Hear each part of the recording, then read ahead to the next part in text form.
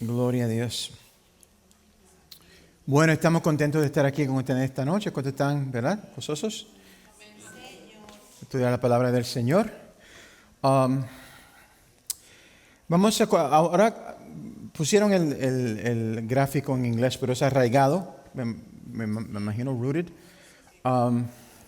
Y vamos a estar hablando de diferentes temas. En particular, familia y hogar cristiano. De eso vamos a hablar hoy. Mujeres en el ministerio. Ese creo que me lo dieron a mí también. Son temas un poquito delicados. Dios, doctrina de la Trinidad. Eso creo que va a ser para el pastor Nelson y Karina. Karina va a estar con nosotros. Y nuestra identidad. En esto vamos a estar hablando no solamente, porque nosotros ahora tenemos que realmente estar preparados para lo que estamos enfrentando en el mundo hoy. Como les había dicho, estamos ahora bregando no en una sociedad post-cristiana, sino post-verdad. La gente está ahora aceptando como verdad cosas que no tienen sentido. O sea, como dice la palabra de Dios en Romanos, queriendo ser sabios, se hicieron necios. Y eso es lo que estamos viendo. Y desgraciadamente, lo que pasa es que lo que vemos que quieren hacer es desbalancear a la persona, al ser humano, con una filosofía nihilista. Es decir, yo no valgo, yo no importo. La verdad más crítica que nosotros tenemos que reconocer es que como seres humanos fuimos criados en su imagen. Fuimos criados en la imagen de un Dios. Él nos creó a su imagen. No somos un accidente. No somos igual a los animales. Estaba interesantemente, tenemos un grupo de adultos jóvenes ahora que han entrado a la iglesia aquí en ese departamento. Y tuve la oportunidad tenemos un grupo de célula de gente nueva. Tenemos ahora, reemplaza lo que teníamos por las clases de fundación. Para mí fue un poquito diferente, pero el entender es esto, que si enseñamos la teoría o la teología que típicamente, ¿verdad?, enseñamos en fundación, si lo hacemos en forma de una célula, ellos se acostumbran a ir a célula, ¿verdad? Y comer y platicar y tener diferentes cosas que tenemos en células. Y así, una vez que terminan, ¿verdad?, los transferimos a las células a donde van a ir, de ahí pueden quedarse. Porque pasa en muchas iglesias es que tienen una iglesia inmensa, tienen una clase de fundación, la gente no se conecta con las otras personas en la iglesia y dentro de 2 o 3 meses se van. ¿Por qué? Porque no tienen amistades, no conocen a gente en la iglesia. Y por más que les saludemos y nuestro equipo de hospitalidad es tremendo, ¿verdad? Un aplauso para nuestro equipo. Hacen un trabajo fabuloso, pero no es igual a conocer a una persona, a saber de su vida, a tener esa intimidad entre una persona y otra. Así que eso es lo que estamos haciendo. Pero fui muy impresionado a nivel de lo que tuvimos en esa clase. Tenemos que pedir que vengan a esto, porque creo que eso es sumamente importante para ellos. Tenemos una persona que fue abogada, una periodista. Tenemos un diseñador gráfico. O sea, fue realmente para mí, me gocé al reconocer que Dios está trayendo gente, ¿verdad?, capacitada y joven, todos jóvenes, como 3 de ellos en sus 20s. Así que fue interesante. Al acabar el estudio que tuvimos durante esa célula, el lunes, el tema, hicieron una pregunta Y le dije, vamos a agotar eso hasta lo último. Y entonces bregué con el tema. Y el tema era inteligencia artificial. Que una cosa que nunca yo creería surgiría como un tema en la iglesia. Pero es sumamente importante. ¿Y qué es de eso? La pregunta siendo, por ejemplo, ¿puede una inteligencia artificial entender lo que es belleza? ¿Verdad? O arte. Pueden reproducirlo, no hay problema con eso. Digitalmente lo reproducen mejor que el original quizás. Pero es una cosa, ¿verdad? Reproducir y otra cosa es generar, ¿verdad? Una cosa que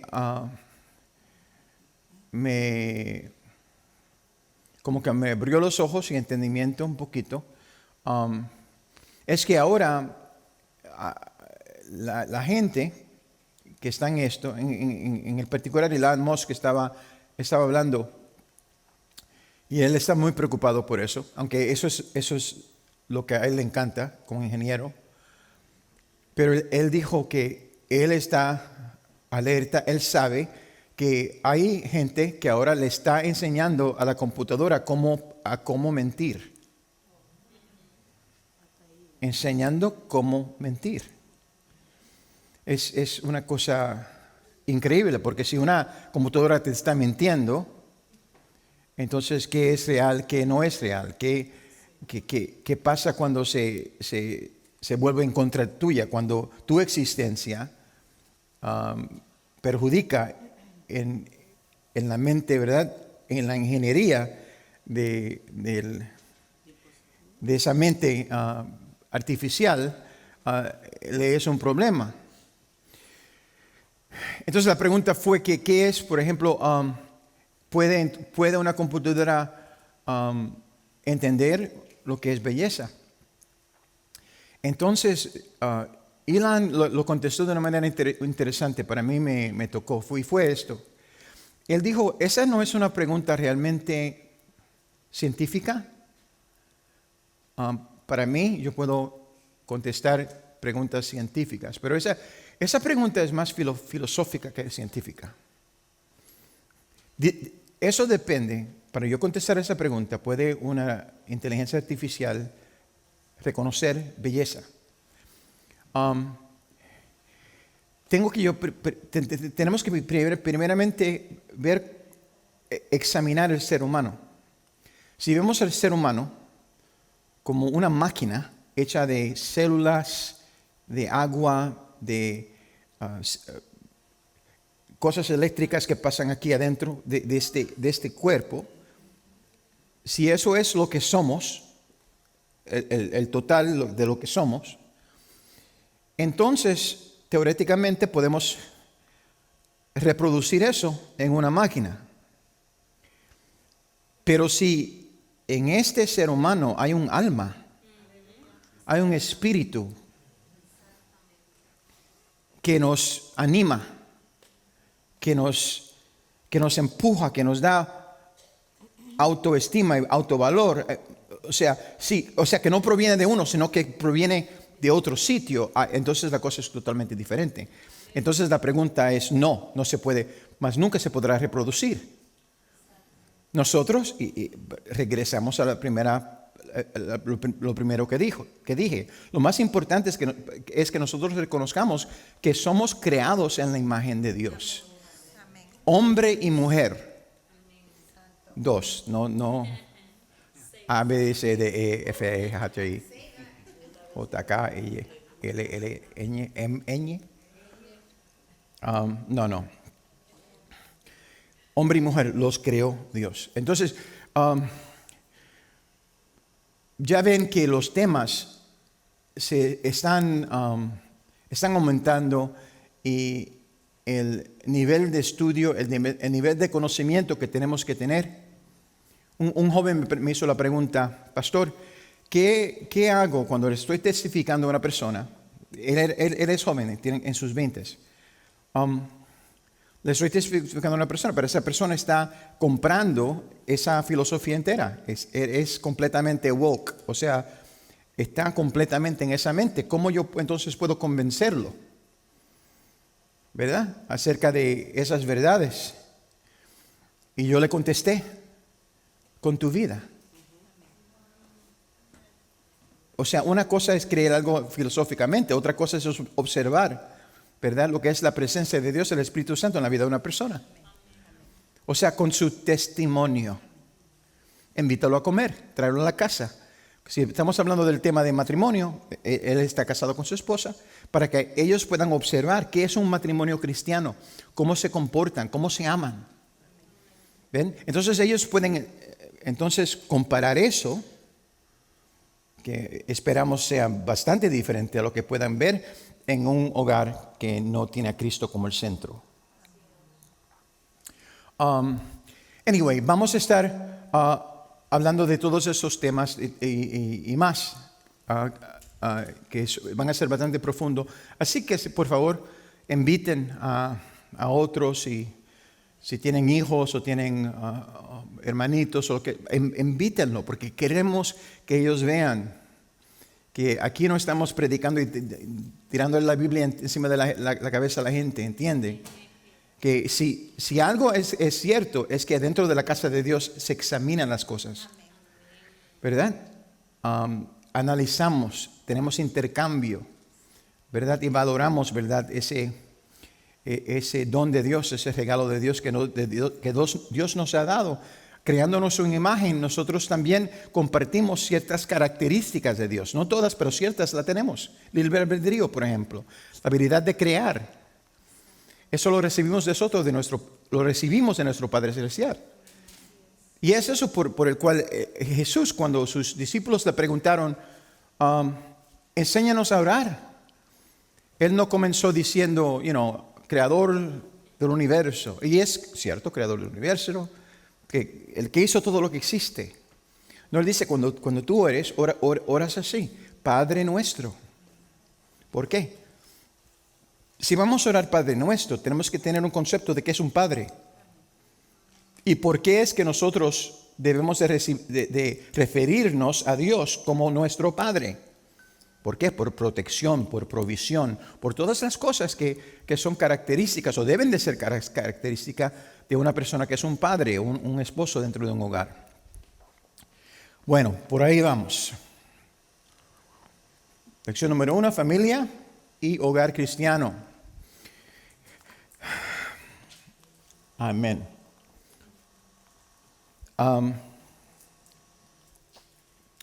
En la familia cristiana hay diferentes tipos. El enfoque de esta lección es construir una familia cristiana y un hogar cristiano. ¿Qué es lo que se necesita para hacer eso? Y queremos establecer lo que es y lo que no es un hogar cristiano. Quiero comenzar por diciéndole esto. Un hogar cristiano no significa un hogar perfecto. Lo repito. Un hogar cristiano no es un hogar perfecto, ¿verdad? No es un hogar a donde nadie comete errores, ¿verdad? A donde de vez en cuando, desgraciadamente, no nos honramos como debemos honrarnos, o quizás decimos cosas que entonces después de que nos sale de la boca que las queremos tomar para atrás, pero ya es muy tarde. Pero sí sabemos que Dios ha creado un hogar ideal. Y eso que nosotros a veces pensamos, las personas tienen una idea de lo que es un hogar cristiano, como un padre y una madre, casados solo el uno con el otro por vida y viviendo en un hogar junto con sus hijos. Ese es el ideal. Ese es el ideal que Dios ha creado. Pero ¿qué pasa? Por nuestro pecado, porque el mundo tenemos una naturaleza caída, a veces desgraciadamente cosas pasan. Y muchas veces quizás el hogar que establecimos lo establecimos antes de ser salvos. Y ahora tenemos, ¿verdad? Estamos cargando todo eso, lo que tuvimos en el pasado. Entonces, por eso es que vemos diferentes formas de de hogares. El mundo, en un mundo perfecto, sin pecado, podemos tener la familia cristiana ideal. Si no hubiera pecado en el mundo, o si no todos compartiríamos una naturaleza humana caída, entonces tendríamos la oportunidad de alcanzar este escenario ideal con cierto grado de consistencia. Pero lo comenzamos a ver ahora. Una vez que conocemos a Cristo, tenemos la habilidad de hacerlo de nuevo.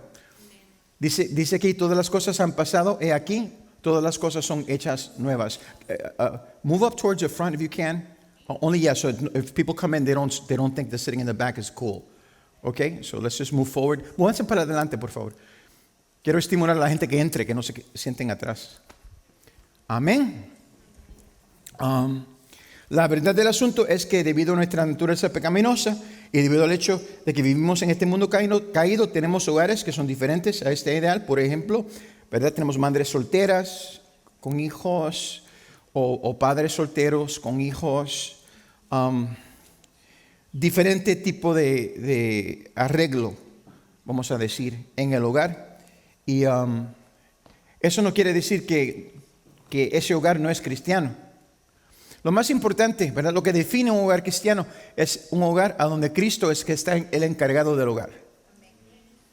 Ahora, físicamente tenemos una jerarquía que se establece y vamos a hablar de eso después, ¿verdad? Tenemos a Jesús, ¿verdad? Adelante, pueden venir adelante si quieren. Pero entonces, de ahí tenemos, ¿verdad? El esposo y los hijos, y hay una jerarquía. Es interesante que Jesús, la palabra de Dios establece una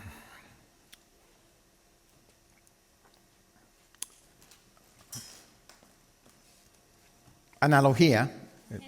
Me tomó tiempo para interpretar esa palabra en la mente. Entre la relación entre Jesús y la iglesia y un esposo y una esposa. Lo vemos en Efesios capítulo 5. Lo acabamos de estudiar, ¿verdad? Ahí él habla de lo que hace un hombre, un esposo o la mujer, ¿verdad? Entonces habla, interesante porque estamos leyendo, estamos aprendiendo de lo que es un matrimonio. Luego al final dice, estoy hablando de la iglesia, pero también lo pueden aplicar al matrimonio. Así que podemos ver que una familia, que Dios establece que la relación que nosotros tenemos con Él no es una relación como una compañía, como una asociación, sino como una familia, a donde hay esa intimidad. Amados, en la familia hay una intimidad que no se puede, especialmente entre un marido y una mujer, que no se puede reproducir afuera. Es diferente. Es diferente. Y eso es lo que Jesús está tratando de decir, que nosotros, ¿verdad? Al venir al Señor, no solamente nos unimos, ¿verdad? Al plan de Dios, pero nos constituimos hijos de Dios. A aquellos de nosotros que creemos en Él, ¿verdad? Somos constituidos, a Juan 1:12, en hijos de Dios. Así que hay ese aspecto familiar que no se puede quitar de la relación cristiana. ¿Cómo es que Dios define a la familia? O lo que es una familia que Él respalda. En la palabra de Dios tenemos ejemplos. Vemos algunos diferentes tipos de composición de familia. Ese es importante. Y la pastora Lee me corrigió ayer. No quiero cometer el mismo error. Abraham tuvo hijos de 2 mujeres. Abraham no era mujeriego. ¿Ok? Eso, en inglés decimos baby mama. No, esto no era baby mama. ¿Ok? Ustedes saben la historia, ¿verdad? En aquel tiempo, y no era la voluntad de Dios que hombre tenga esposas múltiples. Lo vemos después en la palabra de Dios. Vimos lo que le pasó a Salomón, ¿verdad? Con tantas mujeres, y mira lo que se puso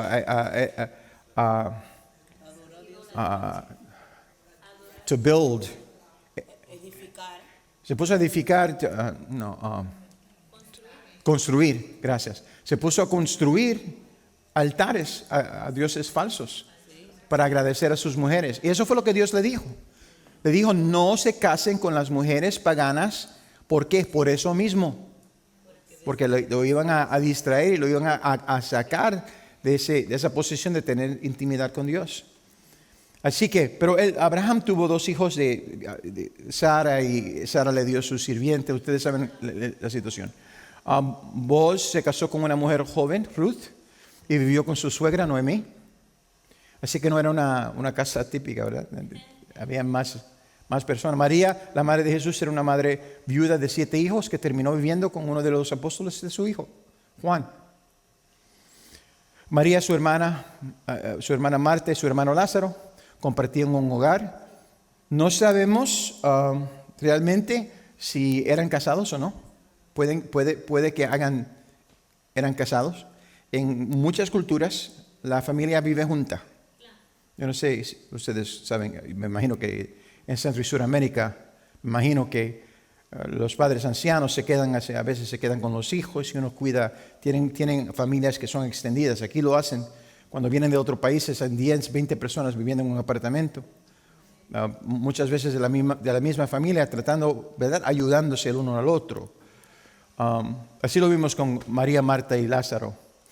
Timoteo vivía con su madre y abuela, creyentes, que eran creyentes, junto a su padre griego incrédulo. Así que también vimos eso. Debería ser evidente para el lector que las familias en la Biblia tampoco eran lo que diríamos nosotros ideales en su composición. Así que tenemos que quitar de la mente ese asunto de una familia ideal. Sabemos lo que es bíblicamente, no es que estamos descontando lo que es la importancia de matrimonio, de tener marido y mujer y niños. Eso es sumamente importante, especialmente en esta sociedad a donde está tratando de enseñar. Hay gente en esta sociedad que ahora no tienen niños voluntariamente. O sea, se casan y dicen no vamos a tener niños. Lo dije ayer y lo repito hoy. Tal filosofía es diabólica.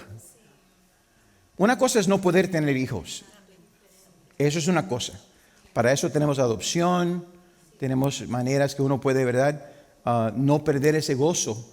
Pero que es interesante que, y eso es lo que estaba diciendo, el asunto nihilístico de esta sociedad, es que la gente, lo que quiere el diablo es separar a la gente, aislarla, para que se sientan solos. Y nosotros como seres humanos somos creados como agentes sociales. El ser humano se puede morir de soledad. Si no me crean, vean a cualquier persona que está casada por 50, 60 años y se le muere la pareja. La persona puede estar completamente saludable y de un día al otro, mira, se murió tal y tal. ¿Verdad? ¿Por qué? Porque le hizo falta su esposo o su esposa. Y para mí lo encuentro interesante porque a veces pelean. Uno pensaría, bueno, se le murió el esposo, ahora está contenta. No contenta, pero tú sabes, siempre estaban peleando. Pero lo que uno sabe es que adentro de ahí, ¿verdad? Eso lo estableció Dios. Y era la ayuda idónea, ¿verdad? Ese cafecito, ese tiempo que pasaban, ese compañerismo, quizás abriendo la ventana y viendo el sol del día, oyendo pajaritos en una edad avanzada. Eso es lo que da, ¿verdad? Eso es el gozo. Y más importante que todo es el tener niños. Ahora tengo la oportunidad, tengo el placer, tengo la bendición de tener un nieto.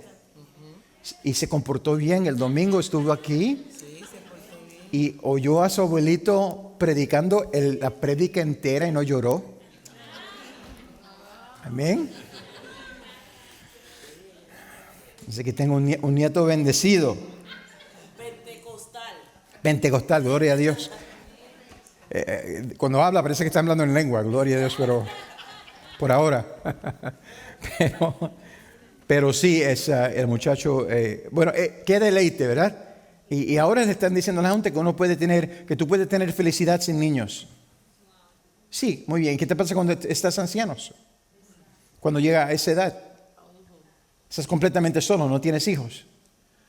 ¿Verdad? Que mira, aunque no... ¿A cuántos aquí sus hijos le han dado, vamos a decir, dolor de cabeza?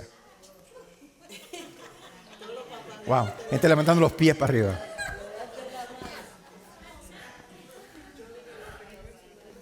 ¿Verdad? Pero como quiera los amamos. ¿Sí o no? Les damos las gracias a Dios que Dios nos dio.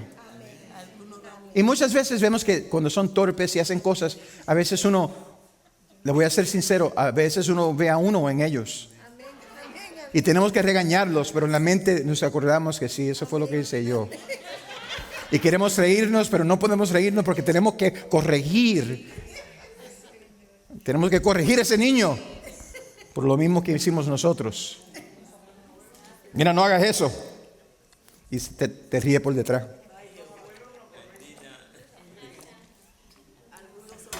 Amén. Bueno, vamos a hablar de... Bueno, pregunta, ¿qué pasa con mi familia? Un momentito. Pero la familia cristiana es un lugar cristiano.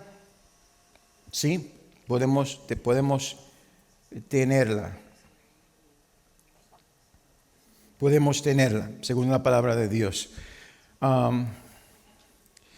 Esa es la misión crítica. Es una misión crítica. El Instituto Juvenil Fuller estudió la dinámica relacional, analizando la calidez en la familia, ¿verdad? El amor familiar. El estudio analizó 300 familias durante un lapso de 35 años. Los hallazgos revelaron que el valor número uno, el valor más relacionado con la creación de una atmósfera, ¿verdad?, de amor dentro del hogar, fue la fe. La fe, ¿verdad? Los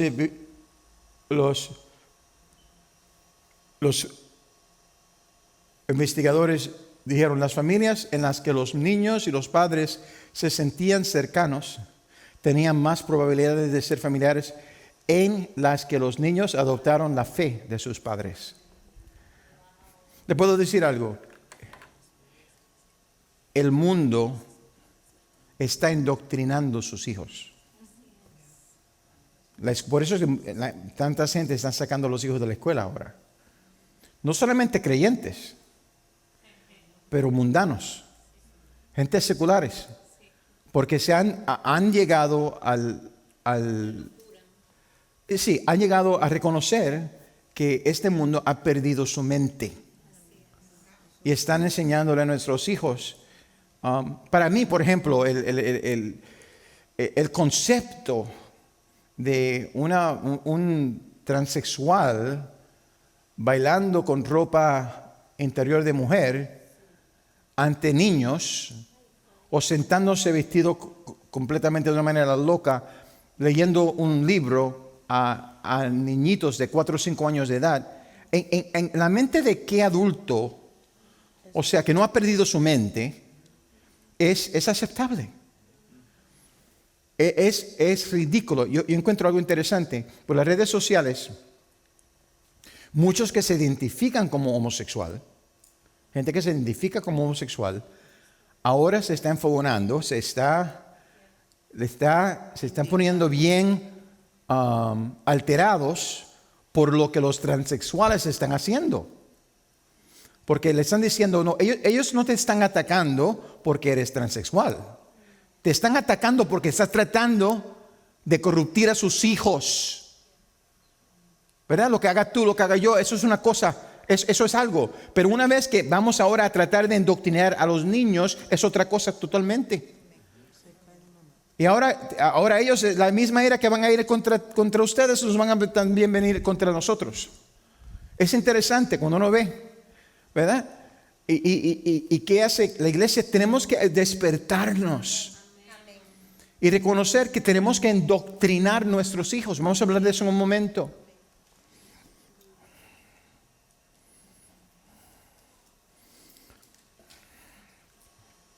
Si hacemos bien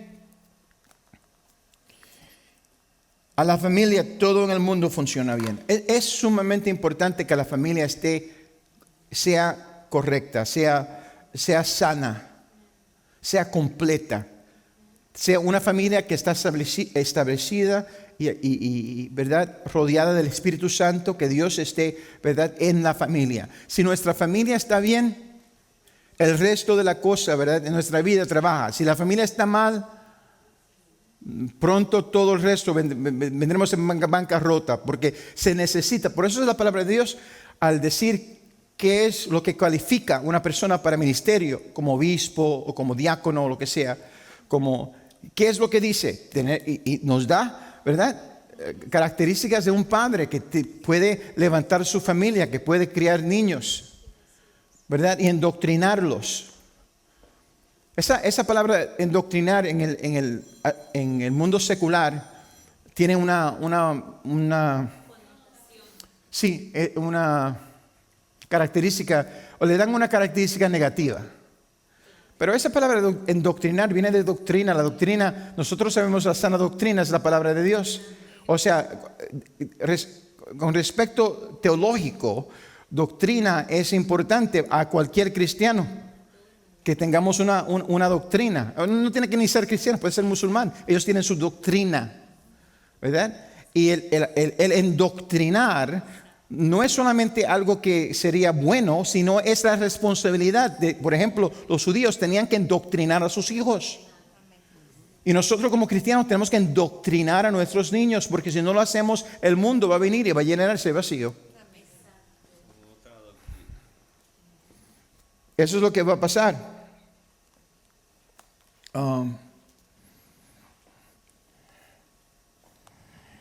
La mejor manera de tener un impacto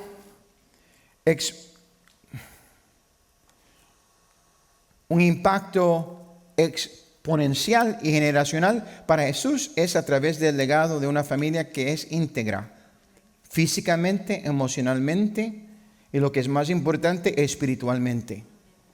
Si hacemos esto bien en nuestros hogares, le daremos a las siguientes generaciones la mejor oportunidad de experimentar y compartir el amor de Jesús. Pero si no entendemos bien la familia, todas las demás estructuras en nuestras vidas sufrirán como resultado directo. A lo más probable es que fracasen. En pocas palabras, la familia es una misión crítica. Tenemos que establecer que la gente, los niños y nosotros como seres humanos queremos tener algo de comodidad. Tenemos que nos enfrentamos con diferentes problemas profesionales en el mundo, en nuestros trabajos, en la sociedad. Es importante que haya un sitio donde uno pueda ir y desahogarse y sentirse bien, sentirse que puede hablar, que alguien está ahí para oírlos, ¿verdad? A veces es lo que queremos. A veces nosotros los maridos no entendemos eso. Porque le voy a dar un concepto aquí bien radical, un concepto brutal aquí, ¿ok? Quizás le explote la cabeza ahora, pero le quiero decir esto, es importante que sepan esto. Los hombres y las mujeres son diferentes. Yo sé que eso es radical ahora. Pastor Mario, que sí que. Sí. No sé si lo han notado. Amén. ¿Verdad? Los hombres y las mujeres son diferentes. Cuando se comunican son diferentes. Las mujeres quieren ser entendidas. Cuando hablan con otra persona quieren saber, pero ¿cómo te hizo sentir? El hombre no le importa cómo te sientes. ¿Cómo te hizo sentir? ¿Qué pasó, bro? ¿Qué pasó? ¿Y qué hiciste? Te dio y tú diste para atrás. Eso es lo que estamos nosotros, los hombres. La mujer no. La mujer quiere sentir, ¿verdad? Y cuando habla, ¿verdad? No es para que tú le resuelvas el problema.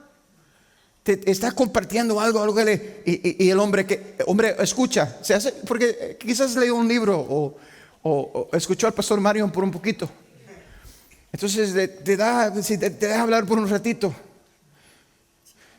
Y cuando te paras a respirar, tomas ese momento de respirar, ellos toman la oportunidad. Bueno, esto es lo que tú tienes que hacer. Número 1, número 2, número 3. Y ellos no entienden que cuando nosotros hacemos eso, ¿verdad? La mujer está pensando, él cree que soy bruta, él cree que eso no se me ha surgido a mí, que esa solución no me, o sea, me estás dando lo que yo yo pensé eso. Yo estoy ahora en el número 44. O sea, estoy mirando esta situación de 20,000 ángulos, ¿verdad? Y nosotros es que somos diferentes. Pero Dios nos hizo así. Dios nos hizo así, ¿verdad? Y es importante que entendamos. Ahora estamos teniendo se está derritiendo el concepto de familia, porque esas diferencias son importantes. Si hay dos igual, van a chocar. Es como un imán que es positivo y negativo. Si cogen dos positivos y lo tratan de conectar, ¿qué va a pasar? Se van a repulsar, separar, no se pueden unir. Pero cuando se tiene un positivo y un negativo, ¿qué pasa? Se conecta, se atraen. A veces uno dice, bueno, ¿por qué me casé con esta persona? Porque no era como tú, no era como usted, porque era diferente. Entonces Dios, es bueno reconocer esa diferencia y celebrarla. Y reconocer que yo no sé todo y que quizás otra persona pueda tener una opinión diferente que yo. Yo puedo, si la escucho y le doy la apertura. Y vamos a hablar de liderazgo, como dice la palabra de Dios, pero bueno, cuando vayamos ahí lo hablamos. Principales características de un hogar cristiano. Número 1. Cristo es la cabeza del hogar. Si Cristo no es la cabeza del hogar, el hogar no tiene cabeza. En un hogar cristiano se honra a Cristo sobre todos los demás. Sobre todo. En otras palabras, cualquiera que sea la estructura que tome el hogar, se entiende que Cristo es la cabeza del hogar sin importar quién vive ahí. Abuela y dos nietos, hermanas, hermano, hermana, cualquiera que sea la composición de la familia, Cristo es la cabeza de ese hogar, punto final. Aquí manda Dios. Le puedo decir, voy a repetir para los hombres que están aquí, ¿verdad? Cristo es el que debe de estar mandando en tu hogar, ¿verdad? Él es nuestro pastor. Y nosotros estamos debajo de Él. Es como cuando habla de la estructura del matrimonio, dice que Dios está sobre el hombre sobre la mujer. Pero no dice el hombre sobre la mujer y se le olvida de Cristo.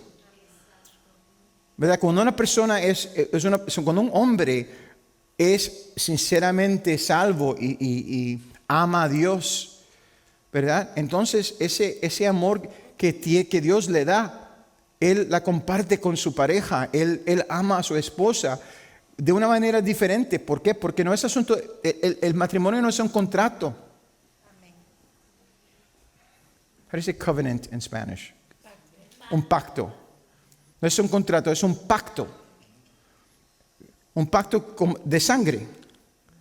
Eso es lo que es un matrimonio. Un matrimonio no es un entender que estamos juntos cuando las cosas están bien, pero cuando están mal, yo me quiero salir de esto.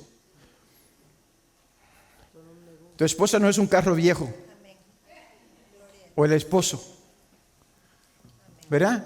Sino que es un pacto entre dos seres humanos que dice la palabra de Dios. Dejarás a tu padre y a tu madre y te unirás a tu mujer y los dos serán ¿qué? Una carne. Una carne de una manera. Eso no habla meramente del asunto sexual, es una cosa emocional, psicológica. Somos una carne de una manera que sobrepasa entendimiento. ¿Por qué? Porque es espiritual.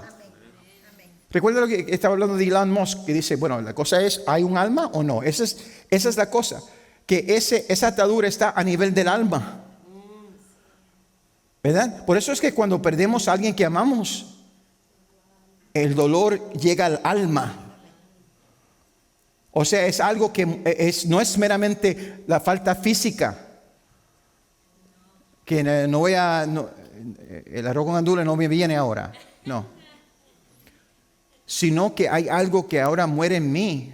Porque una parte de quién soy yo ya no está viva. ¿Entiende? Por eso es que tenemos que entender eso. Es bello, es triste, pero es bello también. Es algo que C.S. Lewis le hicieron una entrevista. Es un autor cristiano tremendo, C.S. Lewis. Su esposa murió de cáncer, creo que se enfermó, murió. Y él bregó con la idea de que si es mejor tener y perder que no haber tenido, y entonces no pasar por el sufrimiento. Y él respondió a su propia pregunta. Y la contesta fue sí. Vale la pena. Yo acepto este sufrimiento por los años que tuve con mi esposa. Por esas memorias que yo tengo que nadie nunca me las quitará. Pero acepto el sufrimiento. Si fue la voluntad de Dios, fue la voluntad de Dios, la acepto. ¿Verdad? Porque nada que sea de valor viene sin precio. A veces es cuando perdemos algo que realmente apreciamos lo que teníamos. Que eso no sea la realidad de nuestro matrimonio, ¿no? Que realicemos lo que tenemos y le demos el valor debido.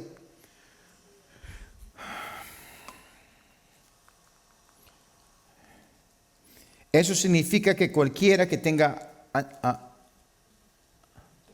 asignada autoridad o responsabilidad en el hogar debe sujetar el hogar al liderazgo de Cristo. Según la palabra de Dios, el esposo es la cabeza del hogar cristiano. Se identifica expresamente como la autoridad sobre su esposa, una autoridad que se compara con la autoridad de Cristo sobre su iglesia. Eso lo vemos en Efesios. Si están anotando, escriban esto, Efesios 5, del versículo 22 al 24. Debe de amar a su esposa con un amor sacrificial, similar al amor mostrado por Cristo por su iglesia. Ese es versículo 25 al 28 del mismo capítulo 5. Como tal, es importante que el hombre reconozca tanto su sumisión a Cristo como su responsabilidad por el liderazgo moral y espiritual de su hogar. Así que ese es el arreglo que tenemos que entender. En la sociedad, ¿cuántos saben que critican eso? Eso es, no, que ¿por qué? ¿Por qué el hombre tiene que estar en cargo? ¿Por qué no la mujer? La respuesta fácil, porque Dios no lo diseñó así. Puede que a usted no le importe el diseño de Dios, eso es allá usted. Muchas veces yo he leído la palabra y Dios me dice que haga algo y no la entiendo. Ama a tu enemigo. ¿A quién eso le tiene sentido? O sea, mi enemigo me quiere matar y yo lo tengo que amar. O sea, a nivel físico, a nivel práctico, no tiene sentido. Pero Dios sabe mejor que nosotros. ¿Por qué? Cuando nosotros amamos a una persona que nos está atacando, que nos está repudiando, que está hablando de nosotros, y ellos saben que nosotros sabemos que lo está haciendo, y como quiera, no lo amamos hipócritamente. Porque si es hipócritamente van a saber que eso es un hipócrita. ¿Verdad? Pero si sinceramente lo ayudamos, le damos dinero, o sea, si está en una dificultad, ¿tú me estás bendiciendo a mí? Ahora no van a entender, ¿verdad? Porque ciertas cosas no se pueden entender porque son espirituales, ¿verdad? Entonces Dios nos está dando una lección espiritual y no la podemos entender con mentes mundanas o con razonamiento de hombre. Por eso es que dice la palabra de Dios que tenemos que tener la mente de Jesús. The mind of Christ, la mente de Cristo. Y es accesible a nosotros en todo tiempo. Nosotros tenemos tenemos que escoger.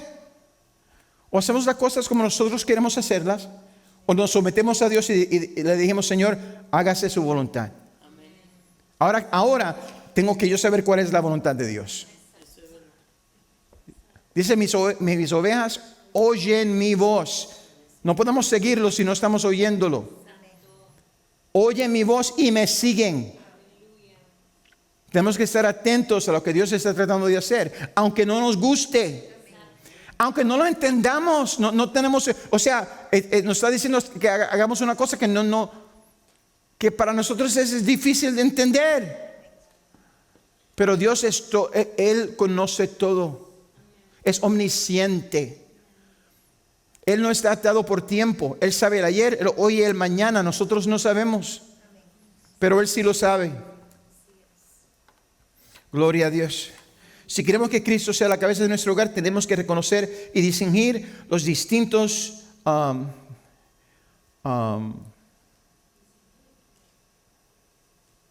it says roles here, but it's not roles. How do you say roles in Spanish? No se dice roles. ¿Ah? Funciones. Amén. Las funciones que Él nos ha dado, tanto a los hombres como a las mujeres y a los niños. O sea, cada uno tiene su papel. Es la palabra es papel. Cada uno tiene su papel. Amén. En un hogar cristiano, Cristo es la cabeza. Nadie es irrespetado y todos los miembros son bendecidos por el liderazgo servicial del esposo o del padre, si ese es el caso, ¿verdad? Yes. Ahora, en hogares no tradicionales como en el que creció Timoteo, Cristo todavía era la cabeza de aquellos que creían para el beneficio de todas las personas, las demás personas en la familia. Leemos en Timoteo, me acuerdo de tu fe sincera, una fe que moró primero en tu abuela Loida y en tu madre Eunice, y ahora estoy seguro mora también en ti. Así que vemos que la mamá y la abuela, ¿verdad? Eran servidoras de Dios. Pablo vio dentro de ese hogar y reconoció que para aquellos que eran creyentes en ese hogar, Cristo era su cabeza, sin importar la composición de la familia. En un hogar cristiano,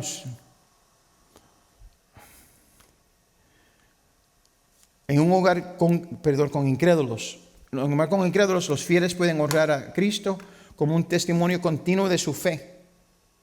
Y no significa que los incrédulos sean necesariamente salvos. Pero ¿qué pasa? Tendrán acceso al Evangelio y tendrán un testimonio diario de Cristo continuamente. De esta manera los incrédulos también son bendecidos. La Biblia construye a los cónyuges creyentes, a los matrimonios, a no divorciarse, porque ellos sirven para, dice la palabra de Dios, santificar a la pareja. Yo entiendo eso de esta manera. Cuando uno es salvo y la pareja no es salva, ¿cómo es que la santificamos? Santificar significa separar para Dios. Es decir, esa persona ahora es separada, guste o no le guste, ¿verdad? A un enfoque. Va a recibir una vitamina, va a recibir, ¿verdad? Un impacto, esperamos, positivo, pues puede que sea negativo. Por eso es que tenemos que tener buen testimonio. Si una persona está casada con una persona inconversa, eso es más importante, tener un testimonio bueno. ¿Por qué? Porque van a estar examinando todo lo que tú hagas, cómo respira, cómo mira. Ellos van a querer decir, ¿y tú te llamas cristiana? Eso es lo que van a querer decir. ¿Sí o no? ¿Sí o no? Así es la cosa. Y no podemos darle la herramienta al diablo. Cuando una persona verdaderamente le sirve a Dios y reconoce su posición en el hogar, le es de bendición a esa otra persona. ¿Y qué pasa? Esa persona ahora tiene que ver diariamente el testimonio de lo que es verdaderamente ser un cristiano. No un cristino, un cristiano. ¿Y qué pasa? Aunque critique, aunque diga lo que diga privadamente, está cayendo en convicción. Cuando ellos se portan mal y uno no le da para atrás, te insulta y tú, bueno, yo te amo. ¿Qué quieres en mi vida? Acaba de insultarte. Pero ¿qué pasa? Lo que pasa es que no vamos a dejar que el diablo robe nuestra paz. ¿Verdad? No podemos decirle como Jesús le dijo a Pedro, apártate de ti y de Satanás. Aunque queramos decírselo. Amén.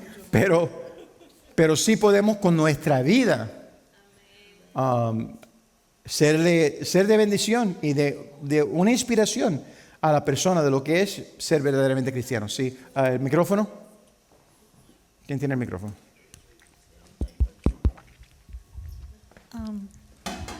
Hello. Okay. So, quería preguntarte si. ¿Puedes subirme el volumen de ese micrófono, por favor? Hello. Okay. So, ¿es mal si la esposa deja el esposo y es un hogar cristiano porque él muy vago no quiere trabajar y casi pierda? Bueno, conozco una señora que le pasó eso, que el esposo se enfermó, se mejoró. No tiene que darme un ejemplo. La pregunta es, ella puede divorciarse de el señor porque tenían. ¿por qué es un vago? Yeah. Esa es la pregunta. ¿Se puede divorciar porque es un vago? Esa es la pregunta. Yeah. No. Ok, esa es la contesta. Pero no. they lost the house. No importa. ¿Qué es importante? ¿Qué es lo que dice la palabra de Dios? Mira, la cosa es eso. La palabra de Dios les dice, vamos a hablar de eso en un momento. En Corintios 7. Bueno. Espera un momentito.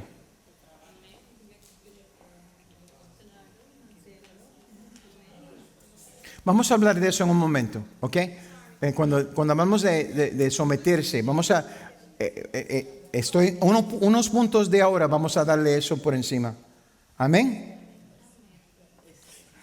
Tendrán acceso al Evangelio y tendrán un testimonio diario de Cristo continuamente, ¿verdad? En la vida de nosotros, ¿verdad? Seguimos.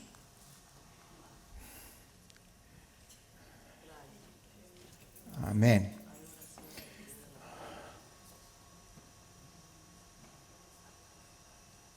Principales características, Cristo es la cabeza del hogar. Segundo, hay oración y lectura de la palabra. De la palabra. En un hogar cristiano se lee y comparte la palabra de Cristo y se hace un esfuerzo consciente para obedecerla dentro y fuera del hogar.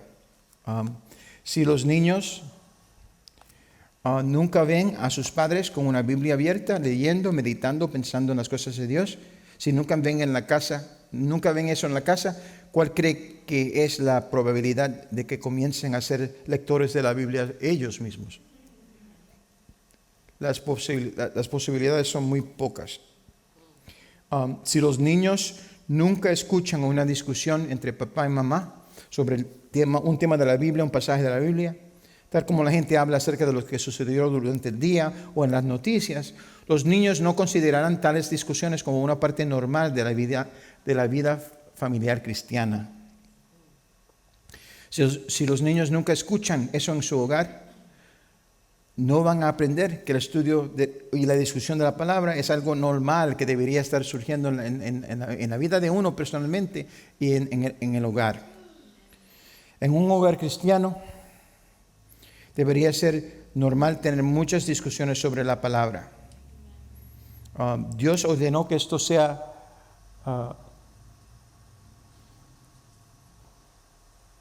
Dios ordenó que eso se hiciera en los hogares judíos de generación en generación. Dice aquí que, y esas palabras que yo te mando hoy, está hablando de los mandamientos, es el Shema, ¿verdad? Oye, oh Israel, el Señor, el Dios es uno, es un Dios. Y ahí está hablando de las leyes de Dios y que dice, y esas palabras que yo te mando hoy estarán sobre tu corazón y las repetirás a tus hijos y hablarás de ellas estando en tu casa y andando por el camino y al acostarte y cuando te levantes. O sea, ¿qué está diciendo? En tu vida cotidiana, diariamente, se debe de estar hablando de las cosas de Dios. Debe ser una cosa, eso dice cuando te levantes, cuando te acuestes, cuando estés andando en la calle, deben de estar hablando de esas cosas. Por eso los Dios ponen una mezuzá en la puerta, que es una parte del Torah. Lo ponen en la puerta, para que así cuando pasen por una puerta, ¿verdad? Están bajo la palabra de Dios. Están sujetos a la palabra de Dios. Y eso es importante. Y contestando, por ejemplo, vamos a hablar de lo que preguntó Angie, pero a veces no lo entendemos, pero la palabra de Dios es eficaz, es una espada de dos filos. Y si la seguimos y si somos obedientes a Dios, entonces quizás no inmediatamente, ¿verdad? Pero en dado tiempo, si estamos sembrando y continuamos, en dado tiempo vamos a cosechar. Repito, si estamos sembrando y no nos rendimos, en dado tiempo vamos a cosechar. Amén.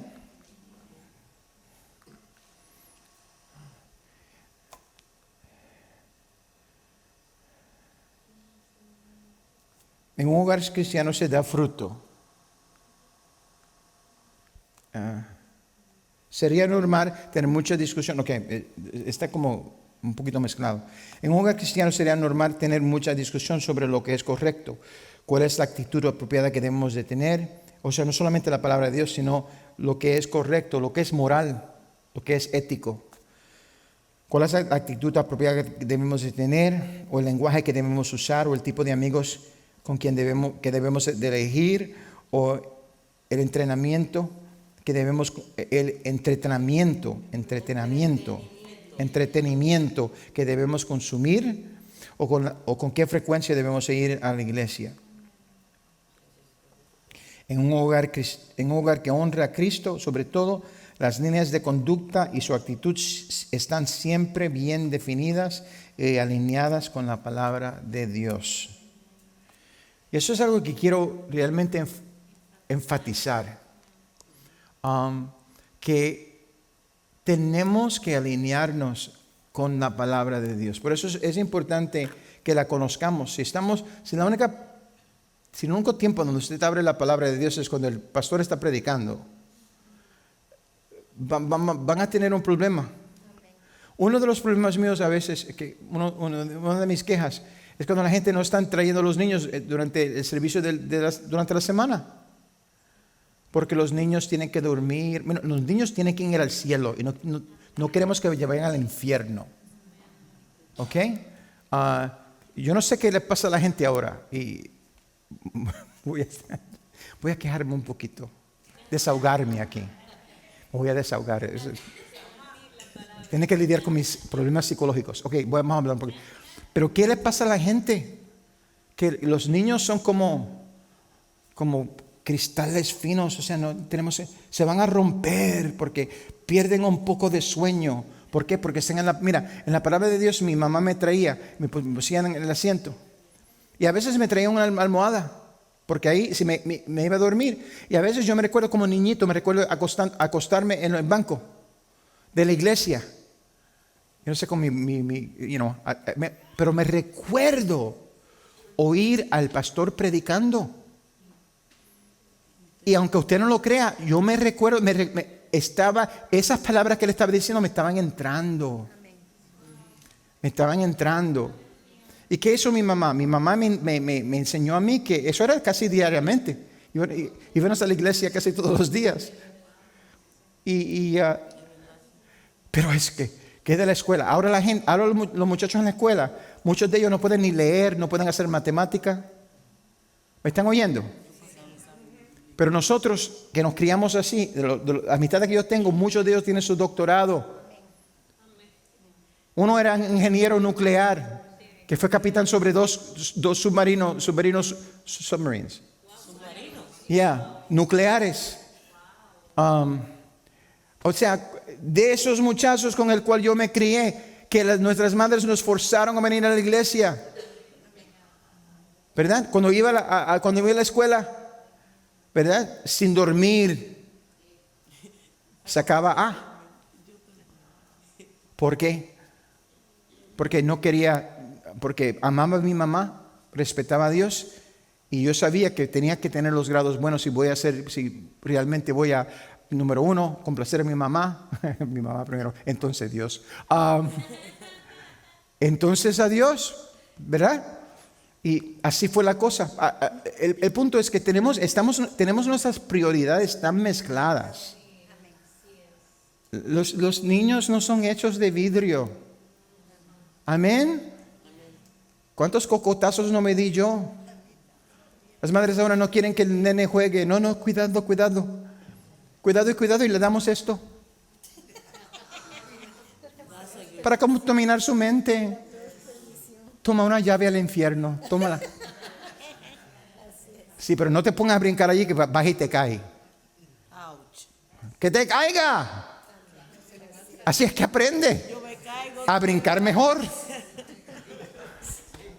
Anyway, me desahogué. Ok, vamos a seguir. Sí. Micrófono.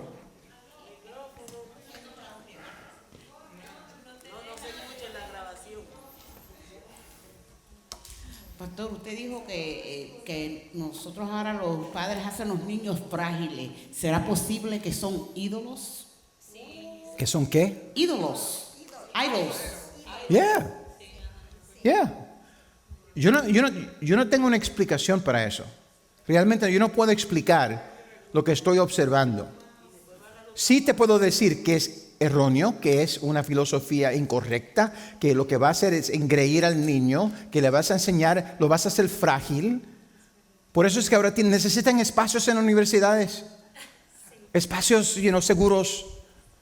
No me diga algo con el cual yo estoy en desacuerdo, no me lo diga. Porque las palabras son violencia.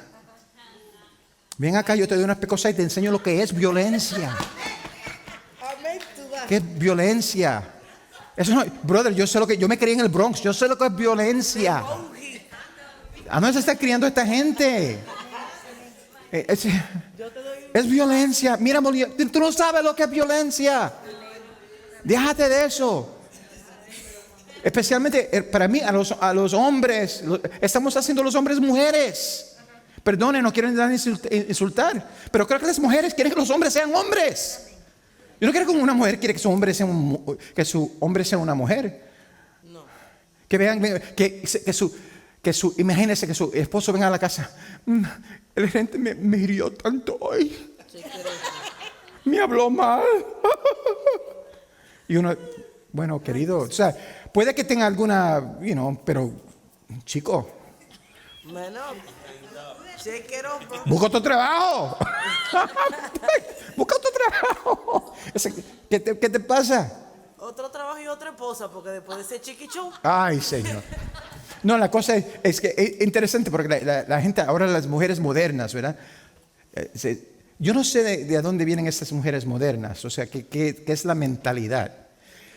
Porque en realidad yo no puedo entender que realmente, yo no acepto que a una mujer le agrade un hombre débil. Que uno piense, mira, no le hable así a mi esposo porque se va a derretir. Lo va a ofender y se va a ir al cuarto y va a llorar. Ahora está tu esposo, está en el cuarto llorando. ¿Por qué? Porque alguien le habló mal.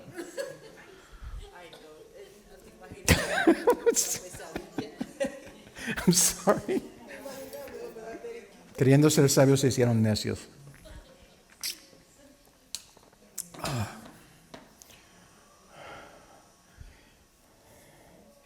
En el hogar cristiano, sobre todo, las líneas de conducta y actitud siempre están definidas y alineadas con la palabra de Dios. Por lo tanto, construir un hogar cristiano requiere ante todo un esfuerzo concertado para hacer de las enseñanzas de Jesús las normas que guíen nuestras relaciones, nuestra conducta y nuestras actitudes, todas las tres.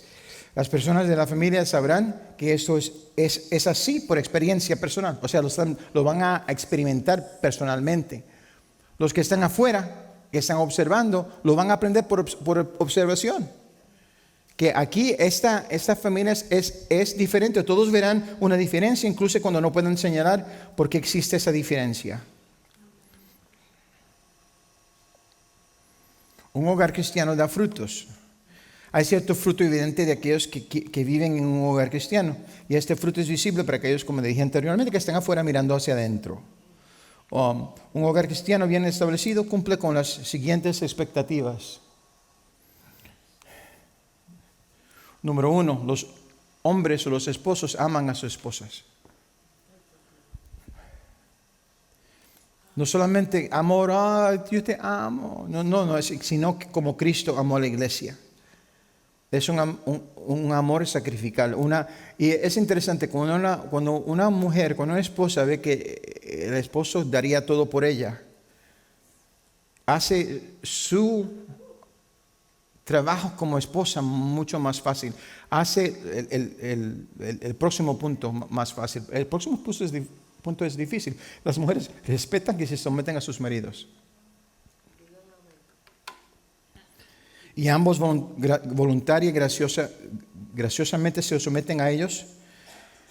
Dios es perfecto, todo sabio, omnisciente. Él también es todo misericordioso, por lo que someterse a Él es lo inteligente y lo correcto. Como tal, también es generalmente algo fácil de hacer, porque sabemos que Él lo sabe todo. Pero una esposa que se somete a su esposo imperfecto es una proposición mucho más difícil.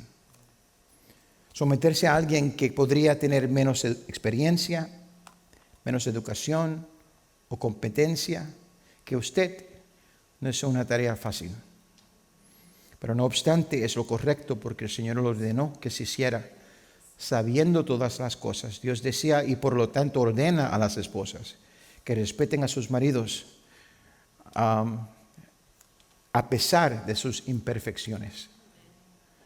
Y eso es la contesta de la pregunta que hiciste. Eso es solamente una de las cosas. Por ejemplo, dijiste, perdieron la casa. Por ejemplo, ¿verdad? Son 5 varones que vieron su papá ser. Sí. Es pecado, ¿verdad? No, pero vamos a decir, bueno, depende por qué perdió la casa, ¿verdad? Puede que perdió su trabajo, no pudo trabajar, trató de buscar otro trabajo honestamente, no pudo encontrarlo, las finanzas se hicieron escasas y yo me vi yo personalmente estuve un tiempo en mi vida donde viví en mi carro. Y yo no era inconverso, yo era cristiano, tenía una banda cristiana, predicaba. Pero mi papá me botó de la casa. Y yo dije, bueno, me dijo, si no quieres vivir aquí, te puedes ir. Después de algo que sucedió en mi casa. No que yo no tuve nada que ver con eso, fue mi hermana que se puso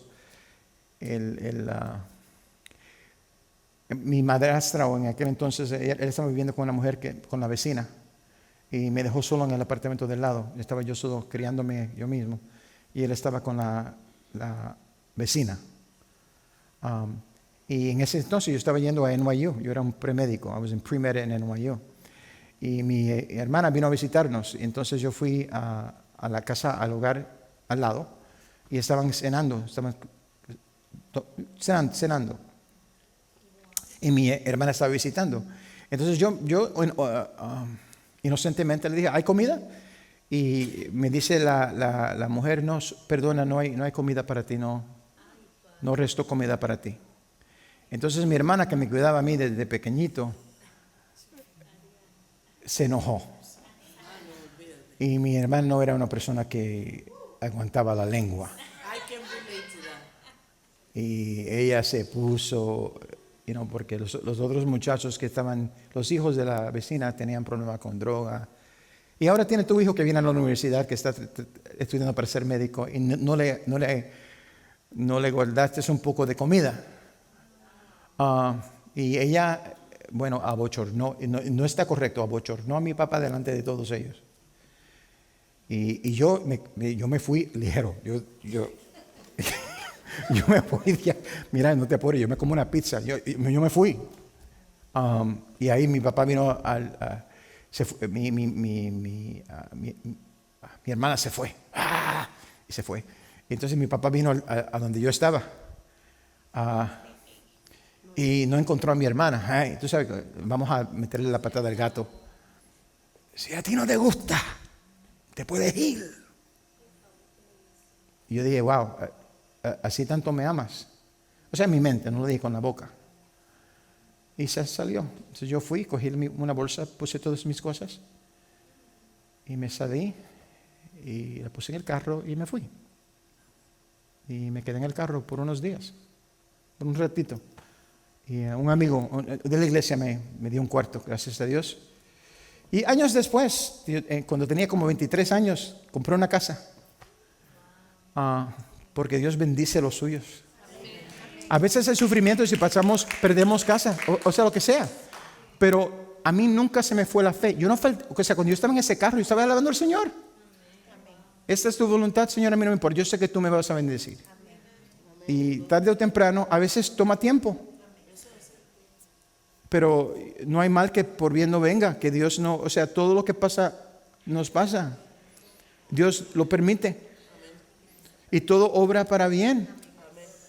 Para aquellos que aman al Señor. Amén. Amén. Los niños obedecen y respetan, honran a sus padres. Hay muchas características que me gustaría que usaran para describir a mis hijos: responsables, amables, generosos, clementes, etc. Sin embargo, según las Escrituras, sorprendentemente, solo hay una característica que Dios prioriza como requisito para los niños: honrar, lo cual sería evidenciado por una demostración de obediencia y respeto.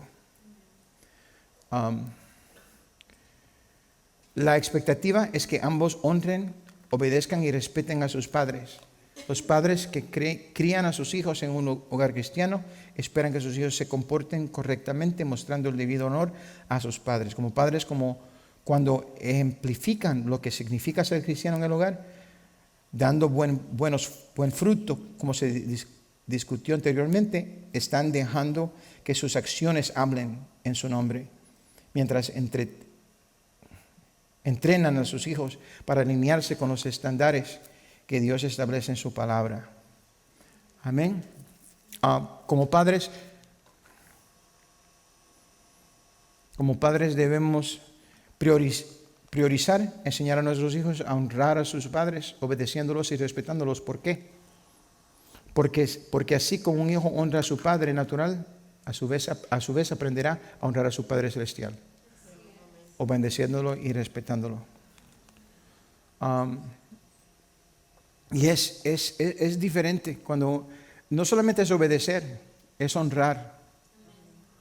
Lo enseñé, creo que cuando estaba enseñando Efesios, porque en el capítulo 6 dice: obedece a tu padre, a tu madre, lo dice en Efesios 6:1.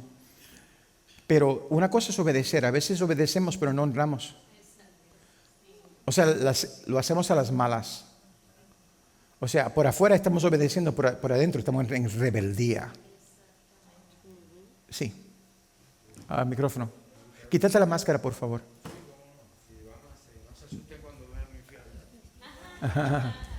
Quiero, si me permite, leer una notita que tengo aquí acerca del versículo que estoy Sí. de honrar al Padre.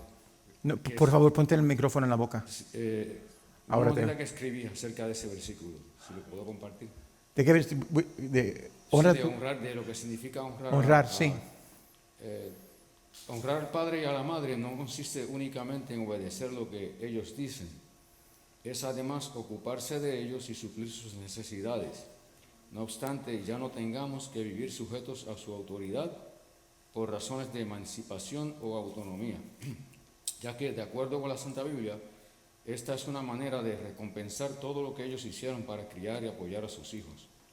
Mira, como dice 1 Timoteo 5:4, dice: pero si alguna viuda tiene hijos o nietos, aprendan estos primero a ser piadosos para con su propia familia y a recompensar a sus padres, porque esto es lo bueno y agradable delante de Dios.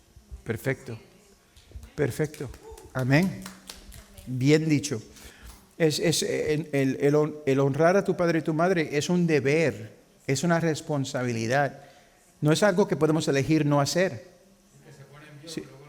Si la tiran aquí es una cosa aquí en los Estados Unidos, es que tenemos todo al revés. En otros sitios, en Asia, por ejemplo, que son bastante exitosos, ellos honran hasta deifican, o sea, hacen como dioses de sus padres, pero los respetan y respetan lo que es la edad. Aquí en este país no le enseñan a los jóvenes que a una persona anciana se respeta. ¿Cuántos han visto en la tele? Muchachos jóvenes cayéndole encima, dándole combate a la gente viejita. O sea, uno dice, están comportándose como animales. O sea, ¿cómo es que pasa eso? Eso pasa cuando no se crían correctamente. Cuando no se le dice, se le enseñan lo que es respetar. En el lenguaje castellano, en español, nosotros en nuestros países ni le hablamos a la gente anciana con las mismas palabras. No podemos decir tú a una persona adulta, ¿sí o no? Se respeta señora. En Colombia, por ejemplo, se dice señora o señor. No, Mario. No se dice. Se respeta. Y eso es algo, amados hermanos. Si somos hispanos, estamos en este país, vamos a criar a nuestros niños correctamente. Amén. Y enseñarles lo que es ética, lo que es respetar a las personas ancianas. Tenemos que educarlos correctamente. Amén. Si no, vamos a... Yo me muero si veo a un hijo mío haciendo algo de lo que yo he visto en la tele. O sea, a mí se me parte el corazón. O sea, bueno, peor le hago yo a mi hijo cuando yo lo encuentre. ¿Entiende? Le haga una cosa así a cualquier ser humano, pero una persona mayor de edad, una viejita o algo. Yo no, bueno. Amén.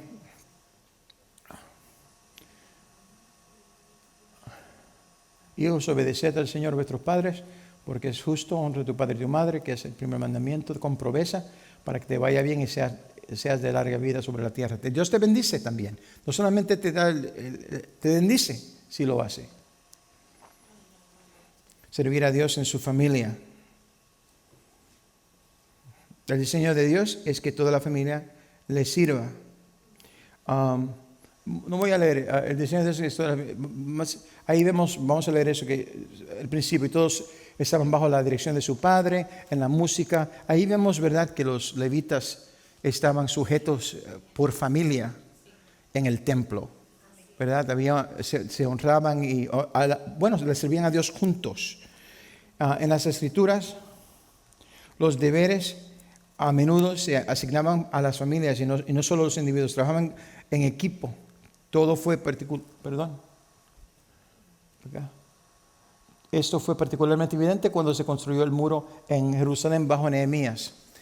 Dice, de manera que coloqué guardias, eso es Nehemías hablando, coloqué guardias detrás de las partes más bajas de la muralla, porque la muralla todavía no había sido completamente edificada, en los lugares más descubiertos. ¿Y qué quiere decir eso? Esa es la área donde la pared todavía no existía y el enemigo podía entrar por esa pared. ¿Qué hace Nehemías? Es una cosa cuando un guardia está trabajando por una persona por dinero. Nosotros, ¿verdad?, vamos al trabajo no porque quizás amamos a nuestro gerente, aunque sea buena gente. Esperamos que nos dé alguna plata, ¿no?, por el trabajo. Y tenemos cierto ánimo para ir y trabajar porque nos van a pagar, ¿verdad? Pero si hay guardias ahí, vamos a decir, o soldados, y está una entrada abierta y entra alguien, o el enemigo entra con armas fuertes y uno ve que, wow, yo no creo que tenga la fuerza para poder resistir este ataque. ¿Cuántos piensan que quizás se pongan a correr? ¿Sí o no? ¿Verdad? Pero miren lo que hace Nehemías. Él los pone en esos sitios vulnerables por familia. Ok, ¿qué pasa? Vamos a el mismo escenario que tenemos el sitio abierto y ahora entra una fuerza increíble. Y yo la veo. Tengo el mismo análisis que tuvo el soldado que se fue corriendo. Pero ahora tengo a mi familia ahí. ¿Cuál es la posibilidad que yo muera ese día?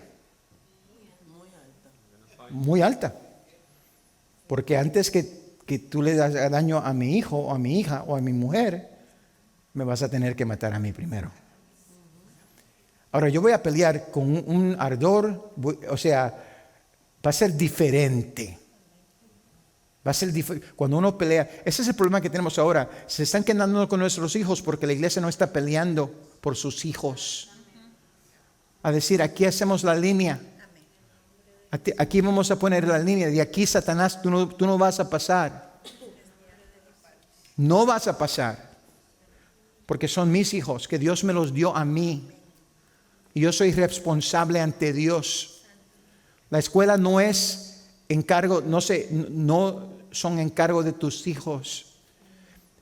Tus hijos no le pertenecen al maestro. Te pertenecen a ti porque Dios te lo dio. Dice, puse a la gente por familia para que hiciera guardia con espadas, lanzas y arcos. Luego, mientras revisaba la situación, reuní a los nobles y los demás del pueblo, a todo el mundo, y les dije, no le tengan miedo al enemigo. Se lo digo, repito hoy, Hope Center, no tengan miedo al enemigo. Recuerden al Señor, quien es grande y glorioso. Y dice, y luchen por sus hermanos, sus hijos, sus hijas, sus esposas y sus casas. Aleluya. Por eso es que se está peleando.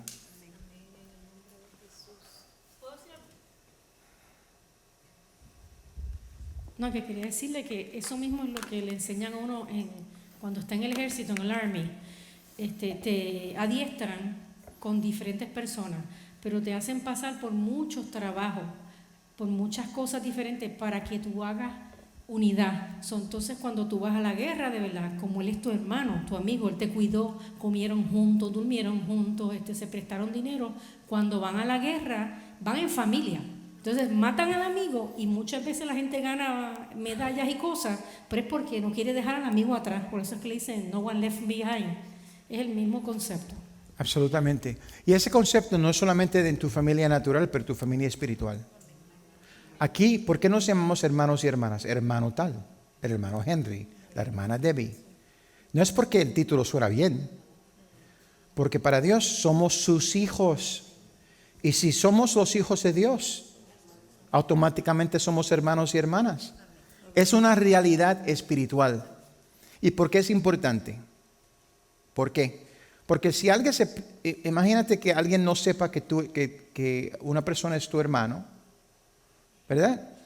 Y de momento viene a donde ti, en un sitio público, vamos a decir, y usted está presente, y se pone a criticar a tu hermano o a tu hermana, públicamente. ¿Qué va a pasar? Vas a levantar la mano y decir, yo no sé si usted conoce esto. Quizás no tiene el conocimiento, es ignorante de algo muy importante. Está hablando de mi hermano. Y yo lo apreciaría si se callara. Y le voy a decir a mi hermano exactamente lo que usted dijo. Se lo voy a decir. Imagínense si nosotros tomamos ese mismo concepto en la iglesia. Cuando la gente se ponga a bochinchar, a hablar del otro hermano, la otra hermana, o del líder. ¿Qué tal líder? Mira, yo no estoy de acuerdo con el líder. Bueno, díselo al líder, no a mí. ¿Se lo ha dicho? Estoy seguro que yo se lo voy a... Le voy a hacer un favor, se lo voy a... En adelanto, le voy a decir al líder lo que usted dijo para que pueda quizás promover una discusión donde ustedes puedan llegar a un acuerdo, ¿verdad? Y eso suena, eso debe de ser, porque si somos verdaderamente familia y nos amamos, ¿por qué no nos protegemos? Amén. Gloria a Dios. ¿Por qué no si algo le pasa a su hermano o su corazón duele? Si se pierde en las drogas o algo, ora, busca, si puede buscarlo, va a donde quiera y tratas de ayudar. ¿Por qué? Porque es tu hijo, tu hermano o tu hermana, o tu hijo, tu hija, porque somos familia.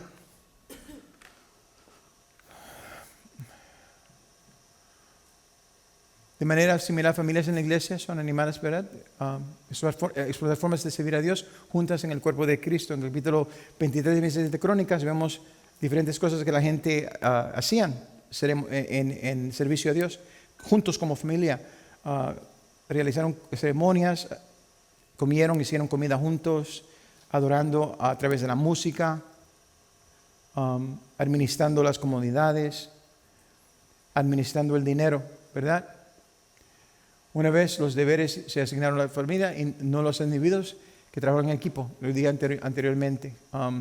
Eso quiere decir, llegar a servir al Señor por ti mismo es lo suficientemente maravilloso, pero poder ministrar para el Señor con tu familia a tu lado es un sueño hecho realidad. Amén. So, aquí en Hope Center tratamos de simular a la gente que trabajen a mí. Yo no puedo, le digo sinceramente, no puedo hacer lo que hago sin mi esposa. Gente no sabe lo que hace Pastor Ali. Pero ella tiene talentos que yo no tengo. Lo que es con el calendario, quién va a hacer qué, cuándo, hace, o sea, es algo impresionante. Y esa muchacha me la dio Dios a mí. Termino con un cuentito. Okay, son las 9. Wow, un punto. Pero una vez yo estuve en la tele, estuve en un programa llamado Praise the Lord, en televisión cable, un programa muy conocido. Y me invitaron a mí, a Pastor Ali, a ser guests. Invitados en el programa de televisión. Y estamos hablando acerca en aquel entonces del ministerio del SIDA, a la gente afectada con SIDA. Y querían que hablara acerca de eso y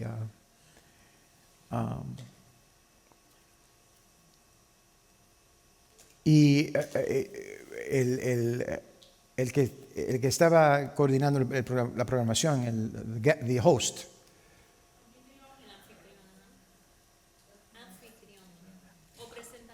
el presentador, me dice, yo tengo un corazón romántico y veo que ustedes son casados. Dime, ¿cómo se encontraron? Y a mí se me yo digo, wow, no, qué cosa. En mi mente digo, las cosas que se hacen en la oscuridad vienen a la luz. Pero a la luz a nivel de televisión, con millones de personas que van a ver esto. Y yo le dije, bueno, que nos conocimos en una escuela de música. Yo era un asistente a la mujer que registraba a la gente. Cuando yo estaba en NYU, estudiando para ser médico, ese fue un trabajo. Yo tenía una beca, pero había un requerimiento de trabajo que tenía que trabajar. Mira qué interesante, ¿verdad? Deben de hacer eso ahora con los estudiantes. Pero yo tenía la escuela de música, muy bien conocida, Third Street Music School Settlement, y fui allá a trabajar y la conocí. Era una estudiante de clarinete y era una pianista brutal, clásica, increíble. Yo tenía una banda, ella era estudiante y la conocí así. Tenía una banda cristiana y la mejor amiga de ella era novia del que tocaba flugelhorn. Y no sé cómo se dice flugelhorn en español, un tipo de trompeta en mi banda. Y comenzaron a venir a los ensayos de la banda. Y yo no sé qué pasó, pero ahora voy a confesar ahora. Eso es terapia para mí. Yo la invité a bowling. A jugar boliche. A jugar boliche, ¿es eso? Sí. A jugar boliche. Ahora, ella no era convertida. O sea, ella todavía no había aceptado al Señor. Estaba visitando a mi banda cristiana. y todo, pero no era cristiana. Pero dije, ¿sabe? El diablo es malo, ¿verdad? La invité y fuimos allá y comimos interesantemente, no sabía que ella era una vegetariana. La llevé a un restaurante chino y comenzaron con una ensalada y ella comió la ensalada y yo comí la ensalada. Luego vino el mesero, ¿qué quieren para comer? Y ella dice, yo estoy bien. Y yo dije, no, yo creía que pensaran que yo no tenía dinero. No te apures, ordena. Y dice, no, yo soy vegetariana. Y yo, ¿qué es eso? Yo soy puertorriqueño. Eso no es comida. Eso no es comida para mí. Es un aperitivo. Bueno, anyway, la llevé a jugar boliche y luego la llevé a la casa, la fui a dejar en la casa. Y vine el carro y bueno, aquí estás. Entonces me fui a despedir de ella. Cuando miro hacia ella, ella me tiró un beso. Me besó, sí, esa mujer me besó. ¡Pah! Ella arrebató su bendición. Y me dejó bobo. Me dio el beso y se salió del carro. Y yo, ¿qué pasó? ¿Qué acaba de pasar? El universo como que se paró. Yo ni hablé. ¿Cómo usted llegó a su casa? Estaba en shock. ¿Qué hizo qué pasó aquí? Bueno, ¿qué fue eso? ¿Para qué fue eso? Es que comencé a verla. Pero no era cristiana. Y yo era el predicador de la banda. ¿Me están oyendo? Y me sentía, tan culpable. Esos meses fueron bien difíciles para mí. Porque yo me podía predicar y regañar. Yo me mandaba yo mismo al infierno. ¿Qué tú estás pensando? Yo predicándome a mí. Y llegó un punto a donde yo dije, yo no puedo seguir. Yo no puedo seguir así. O ella, o el cielo o ella.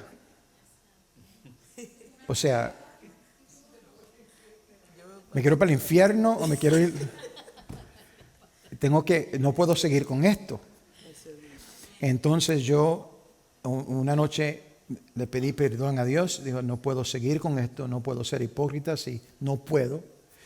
Y le digo sinceramente, yo lloré esa noche entera. Porque me había enamorado de ella. Me había enamorado de esta muchacha. Pelo cortito, antipentecostal. Maones, earth shoes, era un hippie. Ella era en aquel entonces una hippie entera. Con tie-dyed shirt, eso era lo que era ella. Ella era de 1960, de 70 por ahí. Esa moda. Yo dije, bueno, entonces lo que hice es que yo practiqué lo que le iba a decir. Practiqué, eso no es culpa tuya, es culpa mía. Yo soy un muchacho cristiano, he sido un hipócrita, se lo iba a yo voy a confesar, le confesé a Dios, también le tengo que confesarle a ella para dejarle saber que fui yo soy el culpable en esto. Pero ¿qué hice? Yo dije, bueno, sí, me voy a romper esto mañana. Eso fue un sábado, el domingo. La llevé a una iglesia llamada Brooklyn Tabernacle con el pastor Jim Cymbala. Y fuimos allá y la llevé y el pastor predicó. Yo después del servicio me voy a romper con ella. Y el pastor predicó, se derramó el Espíritu Santo, ella comienza a llorar y contesta el llamado al púlpito, se va allá a aceptar a Jesús como su Salvador. Y yo estoy ahí parado, digo, pero Dios, ¿qué tú estás haciendo?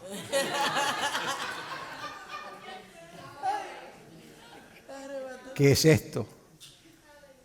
A veces cuando uno los planes de Dios no son los planes de nosotros. Y yo dije, pero ¿cómo yo voy entonces ahora a dejar a esta muchacha? Después de esto, me voy a romper el corazón. Entonces yo oí a Dios decirme. Por eso es que te digo que ella es un don de Dios, un regalo para mí. Dios me dijo, tú me la diste a mí, ahora yo te la doy para atrás. Cuídala bien, haz lo correcto. Te la estoy dando para atrás. Wow, gloria a Dios. Y ahí fue yo la discipulé, pero realmente la mayoría de mi vida ella me discipuló a mí.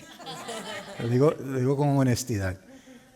Ella ha sido una grande bendición. Bueno, y servir con ella ha sido un deleite y se lo recomiendo a todos ustedes que si tienen la oportunidad, a veces no pueden, si sirven en un ministerio de mujeres, por ejemplo, no pueden tener al esposo y eso está bien y que se involucren en eso. Pero si hay una oportunidad en alguna cosa de servir juntos, en alguna comida, en algo con la comunidad o algo así, por favor, hagan el esfuerzo. Y ustedes verán que será maravilloso cuando ustedes trabajan para el Señor juntos. Cualquier cosita, puede ser cualquier cosita, pero tomen la oportunidad. Amén. Vamos a estar puestos de pie, perdone la demora, pero ahora saben mucho de mí. Y cuando vean a Pastor Lee, le dicen atrevida. Ahora puedo decir, yo como el pastor Carlos me quería. She wanted me. Ok. Bueno, tremendo precio se ganó. Bueno, lo digo sarcásticamente. Bueno, vamos a orar. ¿Quién nos quiere despedir en oración? ¿Dónde está el micrófono? ¿Quién? Oh, gracias, Henry. Amantísimo Padre, en este momento venimos ante ti agradecidos, Señor, por esta noche, por haber estado aquí aprendiendo de tu palabra, Señor. Gracias por la dirección que nos has dado. Gracias, Señor, por el pastor que se preparó para darnos esta clase, Señor. Gracias, Señor, porque a pesar de que muchas cosas hemos hecho mal, Señor, tú nos sigues corrigiendo, nos sigues instruyendo, Señor, y que si no lo pudimos hacer nosotros con nuestros hijos, Señor, podamos instruir a otros, Padre amado. Amén. Que esto no se quede aquí, que esto llegue hasta lo último, Señor, que podamos ayudar familias, nuestras amistades, Señor, y a la comunidad cristiana que es por la cual nosotros estamos preparando esta noche, Señor, para honrarte a ti, Señor. Sabemos las luchas que tenemos, contra quién estamos peleando, pero sabemos, Señor, que si tú estás con nosotros, ¿quién está contra nosotros, Señor? Padre, en este momento te pedimos que nos dirijas a nuestros hogares, llévanos con bien, Señor, y dirígenos en todo. Y todo esto te lo pedimos en el nombre de nuestro Señor Jesucristo. Amén. Amén.